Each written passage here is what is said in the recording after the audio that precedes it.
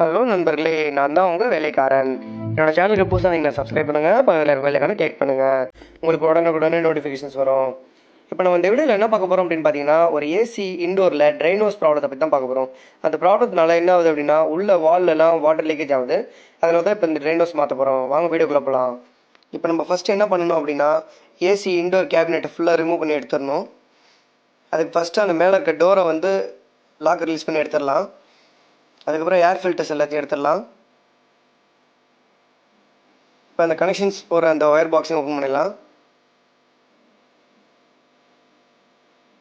அதுக்கப்புறம் கேபினெட்டில் இருக்க ஸ்க்ரூஸ்லாம் ரிமூவ் பண்ணி எடுத்துடலாம்.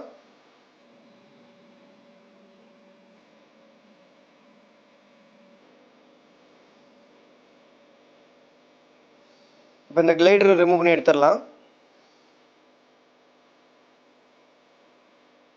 இதுவும் கிளைடர் ஃபின்ஸ் தான், இதையும் எடுத்துடலாம்.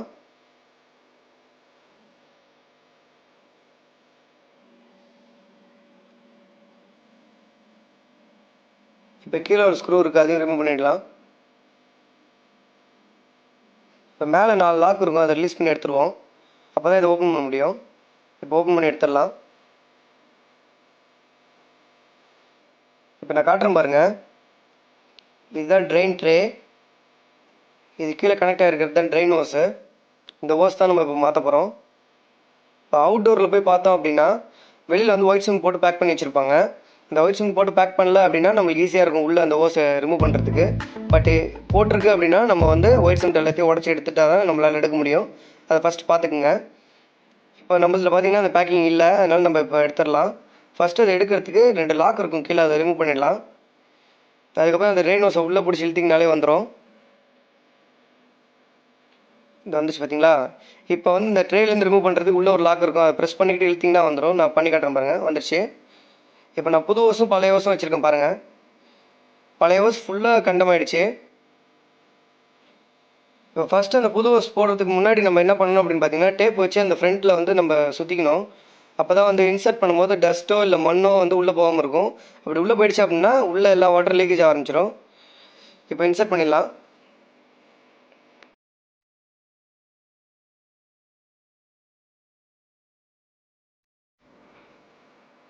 இப்போ வந்து இந்த ட்ரேயில் வந்து அதை ஃபிக்ஸ் பண்ணிவிடுவோம். அந்த லாக்கை வந்து கரெக்டாக போட்டுடலாம். எதுவும் லூஸாக இருக்கா இல்லை வந்து கரெக்டாக ஃபிக்ஸ் ஆகிருக்கான்னு நல்லா பார்த்துக்குங்க. அப்படி இல்லைனா உள்ளே வாட்டர் லீக்கேஜ் ஆகும். ஓகே, கரெக்டாக தான் இருக்குது, ஒன்றும் பிரச்சனை இல்லை. இப்போ அவுட்டோர் போயிடலாம். அவுட்டோரில் இப்போ வந்து நம்ம ஒயிட் சிம் போட்டு பேக் பண்ண போகிறோம். அதுக்கு முன்னாடி ஃபஸ்ட்டு என்ன பண்ணணும் அப்படின்னு பார்த்தீங்கன்னா, அந்த ட்ரெயின் ஓஸை வந்து கரெக்டாக காப்பர் பைப் கீழே இருக்க மாதிரி ஃபிக்ஸ் பண்ணிக்கணும்.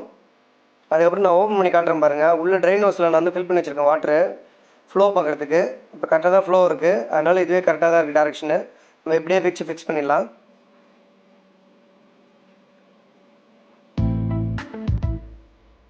இப்போ அந்த பிவிசி வாஸை இதை அட்டாச் பண்ணிடலாம் இது கூட. அப்போ தான் லாஃப்ட்டில் சொட்டாமல் இருக்கும். அது பிடிக்காமல் இருக்கிறதுக்கு நம்ம என்ன பண்ணணும் அப்படின்னு பார்த்தீங்கன்னா, மேலே இன்சுலேஷன் டேப் அடிக்கணும். வேறு எந்த டேப்பும் அடிக்காதீங்க, இன்சுலேஷன் டேப் மட்டும் தான் மழை பெஞ்சால் கூட ஓரளவுக்கு தாங்கும்.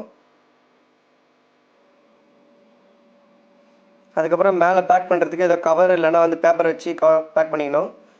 அப்போ தான் நாளைக்கு ரிமூவ் பண்ணும்போது ஈஸியாக இருக்கும். ஃபுல்லாக ஒயிட் சிம் போட்டுட்டிங்க அப்படின்னா நாளைக்கு எடுக்கிறது ரொம்ப கஷ்டம். இப்போ வந்து ஒயிட் சிம் போட்டு பேக் பண்ணிடலாம். இந்த ஒயிட் சிம் எதுக்காக போடுறோம் அப்படின்னு பார்த்தீங்கன்னா, மழை பெய்யும் போது உள்ளே தண்ணி வராமல் இருக்கிறதுக்கும், எதை எலி இல்லைனா வந்துட்டு எறும்பு அந்த மாதிரி உள்ளே வராமல் இருக்கிறதுக்கு. பூச்சிலாம் அதிகமாக உள்ளே வரும், ஏன் பாம்பு கூட வரும். அதனால் வந்து நீங்கள் கம்பல்சரியாக ஏசி மெக்கானிக் கிட்ட நீங்கள் சொல்லி ஒயிட் சிம் போட சொல்லிவிடுங்க இந்த மாதிரி வேலை செய்யும் போது. ஓகே நண்பர்களே, என்னோடய வீடியோ பார்த்தது ரொம்ப நன்றி. என்னோடய அடுத்த வீடியோ என்ன அப்படின்னு பார்த்தீங்கன்னா, ஒரு ஏசியை நம்ம ஷிஃப்ட் பண்ணும்போது எப்படி நம்ம ரிமூவ் பண்ணி எடுத்துகிட்டு போகணுன்றதை பற்றி தான் நான் போட போகிறேன். கண்டிப்பாக வீடியோ பாருங்கள்.